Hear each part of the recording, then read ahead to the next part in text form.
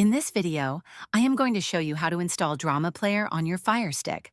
First, make sure your Firestick is connected to your TV and has an active internet connection. From the home screen, navigate to Settings at the top of the screen. Next, scroll down and select My Fire TV or Device, then choose Developer Options. Here, enable Apps from Unknown Sources to allow the installation of applications that are not available in the Amazon App Store. Now return to the home screen and search for the Downloader app. If you haven't installed it yet, go ahead and download it from the App Store. The Downloader app will enable you to download files directly to your Firestick. Open the Downloader app and in the URL field, enter the official download link for the Drama Player APK. You can typically find this link on the official Drama Player website or trusted sources. Click Go to start the download process. Once the download is complete, you'll see the installation prompt.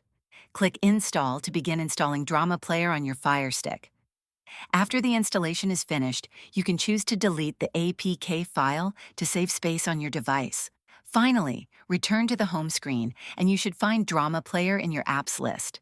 Launch the app and you can start enjoying your favorite dramas and shows. If this video helped you, please like and subscribe to the channel.